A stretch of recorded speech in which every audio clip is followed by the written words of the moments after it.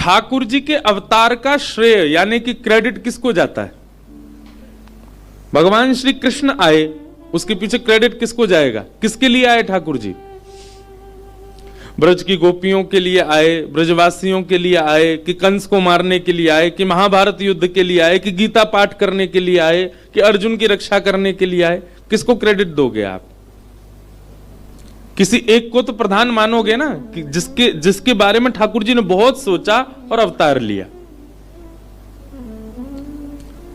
भगवान के अवतार का श्रेय किसको जाता है?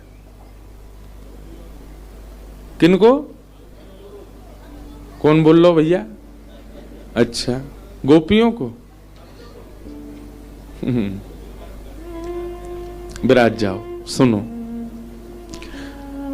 हम जब प्रश्न के लिए यूं कहें ना बोलो तभी बोलना, नहीं तो हम खुद ही उत्तर दे देंगे। अब ये बात ऐसी है कि आपने अगर एक शब्द उत्तर दिया तो आपको 10 में से 2 ही नंबर मिलेंगे। आपको प्रमाणित भी तो करना पड़ेगा कि गोपियों के लिए ही आए, क्योंकि एक स्थान पर जब भगवान का प्रादुर्भाव होता है, अब देखो हम आपके उत्तर में फंसा दें। भगवान का जब प्रादुर्भाव हुआ तो श्लोक क्या लिखा है? तमद्भुतम बालकमंबुजेक्षणम चतुर्भुजम शंख गदायुधायुधम। अगर ठाकुर जी गोपियों के लिए आए थे तो शंख चक्र गदा पद्म लेकर के क्यों प्रकट हुए? गोपियों के लिए आए थे तो सहज भाव से प्रकट होते। ये गदा लेकर के आना, आयुधों को संग प्रकट होना, इसका मतलब तो ठाकुर जी किसी का वध करने गए। तो यहां तो क्रेडिट कहीं ना कहीं राक्षसों को मिल जाएगा कि उनके वध के लिए ठाकुर जी आए।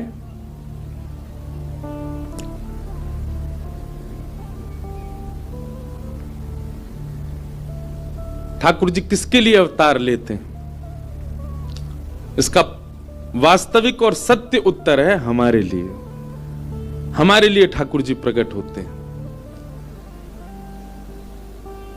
गोपियों के साथ में जो व्यवहार है, जो स्वभाव है, कंस के साथ जो लीला है, पूतना अघासुर बकासुर धनासुर, सब कुछ, सबका उत्तर पाकर के जीवन श्रेष्ठ कौन बना रहा है? हम लोग।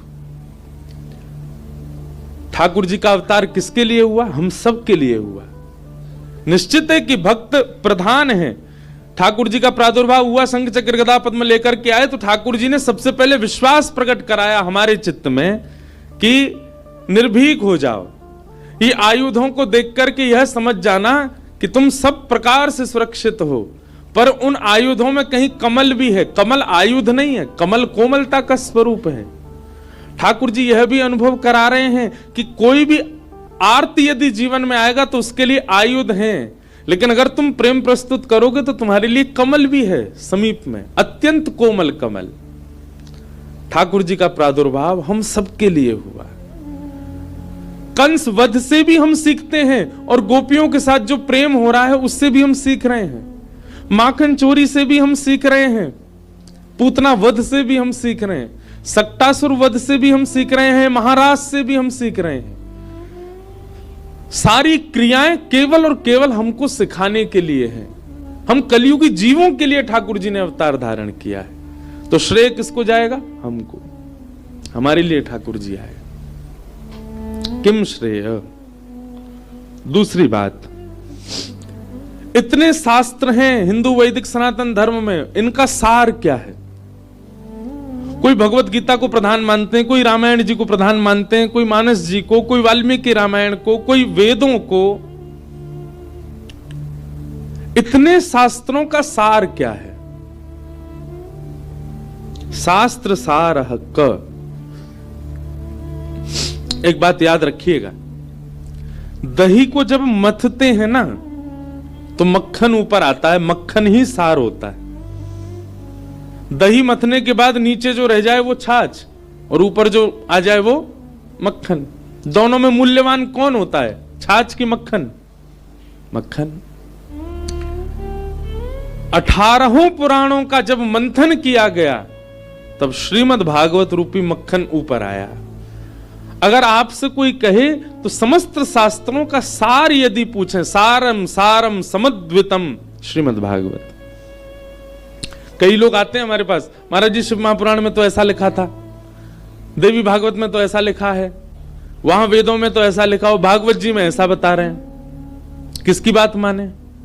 भागवत जी की मानो, क्योंकि स्वयं श्रीमद् भागवत के विश्राम में वेदव्यास जी महाराज कहते हैं, मैंने 18 पुराण लिखे, मैंने 18 उपपुराण लिखे, मैंने वेद लिखे, इतिहास लिखा, पर यदि पढ़ने की बात आए तो सबको पढ़ो, पर मानने की बात आए तो भागवत जी की बात मानिएगा, क्योंकि ये व्यास जी की अंतिम रचना है। तीसरा प्रश्न, स्व अवतार प्रयोजनम, भगवान के अवतार का प्रयोजन क्या है? ठाकुर जी चाहें तो सारी लीला मानव बनकर के कर सकते हैं, पर कभी कूर्म बन के आते हैं, कभी मत्स्य बन करके आते हैं, कभी बराह बन के आते हैं, कभी नृसिंह बन के आते हैं। जो काम ठाकुर जी ने नृसिंह बन के किया, क्या वो मानव बन के नहीं कर सकते थे? ठाकुर जी ने जो लीला मत्स्य बन करके करी, मछली बन के, क्या वो मानव बन के नहीं कर सकते थे? ठाकुर जी ने इस प्रकार रूप क्यों बदले अपने? एक ही रूप में आ जाते, इतना कंफ्यूजन नहीं होता कि भाई कितने रूप हैं। कहीं पर ठाकुर जी की बराह रूप में सेवा, कहीं पर मत्स्य रूप में सेवा।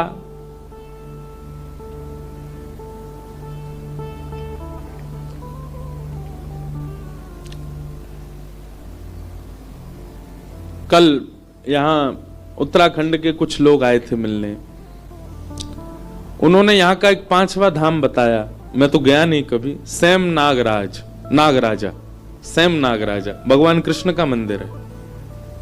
बोले महाराज जी ये उत्तराखंड का 5वां धाम है, जैसे 4 धाम तो सबको पता है, 5वां धाम। मैंने कहा अच्छा। मैंने कहा कौन है? बोले भगवान कृष्ण ही हैं।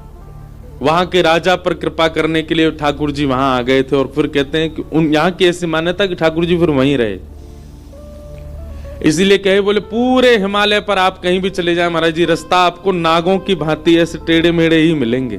क्यों? बोले स्वयं नागराजा ही भ्रमण करते गए, और इस भाव से भ्रमण किए, हिमालय की प्रत्येक चोटी महादेव है, और महादेव के गले में सर्प पड़ा है, इसलिए यहाँ के जो मार्ग हैं, पगडंडियां हैं, वो नाग के भांति ही हैं।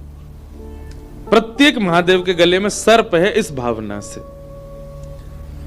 तो स्वयं नागराज महाराज भगवान कृष्ण वो ऐसे ही चले पूरे मार्ग पर कि महादेव का वंदन करते हुए चले, इसलिए सब पगडंडियां ऐसी, ऐसा वो बता रहे थे।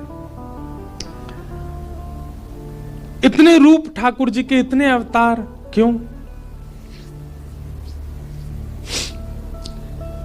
ठाकुर जी का इसमें स्वभाव पता चलता है। मानव का स्वरूप कैसा होता है? एक बार एक पदवी मिल जाने के बाद वो कभी उस पदवी का त्याग नहीं कर सकता, उस पदवी से नीचे नहीं आ सकता। आपने निमंत्रण दिया कथा सुनने, आइए हम ऋषिकेश में कथा करा रहे हैं। अगर वो पदवी वाला व्यक्ति होगा ना, तो सब व्यवस्था पूछेगा, कहां रुकूंगा मैं, मेरे बैठने की व्यवस्था कहां होगी,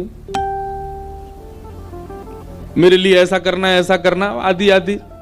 अरे भैया सुनने के लिए बुला रहे हैं तुमको। लेकिन पदवी वाला व्यक्ति अपनी व्यवस्थाएं पूछता है। ठाकुर जी कैसे हैं?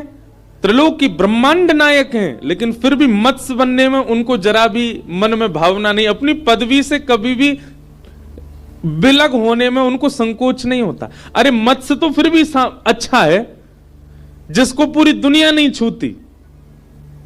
बराह सूकर तक बन गए ठाकुर जी। भगवान कहते हैं तुमको स्वयं की गंदगी स्वच्छ करने में लज्जा होती है, पर बराह सूकर तो पूरे विश्व की गंदगी साफ करता है। वह तक रूप धारण कर लिया ठाकुर जी ने। इसका मतलब क्या है? ठाकुर जी वर्सेटाइल हैं, वो एक रूप में नहीं रहते, वो अपनी पदवी कभी भी त्याग सकते हैं, उनके लिए पदवी प्रधान नहीं है। इसलिए ठाकुर जी ने अनेक रूप धारण किए। स्व अवतार प्रयोजनम। फिर अगला प्रश्न आया, किम कर्म, ठाकुर जी करते क्या हैं? ठाकुर जी का काम क्या है? वो तो काम से विहीन है, उनको कर्म बंधन तो होता नहीं, तो फिर ठाकुर जी करते क्या हैं? मैं भगतन को दास, भगत मेरे मुकुट मणि, मैं भगतन को दास। ठाकुर जी पता है क्या करते हैं?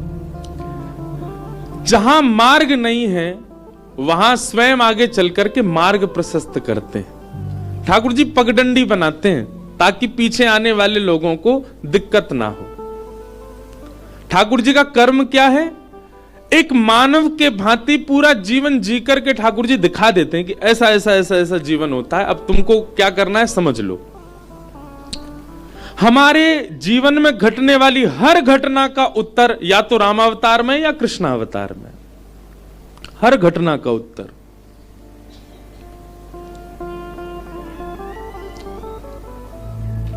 आप विवाह से संबंधी कोई प्रश्न करो, आप संतान से संबंधी कोई प्रश्न करो, अपने व्यापार से संबंधी कोई प्रश्न करो, कोई भी प्रश्न करो, ऐसा हो ही नहीं सकता कि रामकृष्ण चरित्र में आपको उसका उत्तर ना मिले, सबका उत्तर है। तो ठाकुर जी करते क्या हैं? हम सबके जीवन की उलझनों को सुलझाने के लिए ही पूरी लीला करते हैं, ताकि हम उससे कभी उत्तर प्राप्त करके अपने जीवन को सार्थक कर सकें। किम कर्म। फिर अगला प्रश्न आया, के अवतारश्च, भगवान के अवतार कितने हैं? कोई कहता 11, कोई कहता 10, कोई कहता 24। पर श्रीमद् भागवत की माने तो भागवत के एकादश स्कंद में भगवान कहते हैं मेरे अवतार असंख्य हैं, अवतारा यह संख्यया, असंख्य हैं। इस समय में और आप ऋषिकेश में बैठे, ठाकुर जी का इस समय भी कहीं अवतार हो रहा होगा, इस समय भी किसी वैष्णव के ऊपर कृपा कर रहे होंगे ठाकुर जी, हमें नहीं पता। अवतार का मतलब क्या है? किसी भक्त ने खूब भज करके कहा अब मुझे तारो, अब मुझे मिलो, अब मुझे संसद चक्र से बचाओ, ठाकुर जी उसके लिए प्रकट हो गए, वही अवतार है। अनेक अवतार हैं ठाकुर जी के, एक आध दो अवतार नहीं है। और अंतिम प्रश्न, धर्म कम शरणम गतः। ठाकुर जी के धर्म स्थापन के बाद भगवान तो चले गए अपने धाम को, धर्म स्थापना जो ठाकुर जी करके गए वो धर्म किसके भरोसे छोड़ के गए? किसकी शरण में है धर्म? तो इसका उत्तर है हमारी शरण में। हम धर्म की शरण में हैं, पर एक प्रकार से धर्म की रक्षा का दायित्व हमारा, तो धर्म हमारी शरण में है। धर्मो रक्षति रक्षितः। ठाकुर जी धर्म स्थापित करके हम सब लोगों को उसका अध्यक्ष बना करके गए कि इसकी रक्षा करना, इसका पालन करना, इसकी देखभाल करना कि ये बिगड़े ना। पर हम सब भूलते जा रहे हैं। कहीं ना कहीं हम जब धर्म से विलक क्रिया करते हैं ना, तो ठाकुर जी हमको जरूर पूछेंगे कि भाई इसलिए अध्यक्ष बनाया था तुमको धर्म का। मानव बनकर के यदि पृथ्वी पर आए तो इसका मतलब यह है कि धर्म की रक्षा करना हमारा कर्तव्य है, दायित्व है। ये 6 प्रश्न हैं और इन्हीं 6 प्रश्नों का अब विस्तार से वाचन होगा, वही श्रीमद् भागवत है।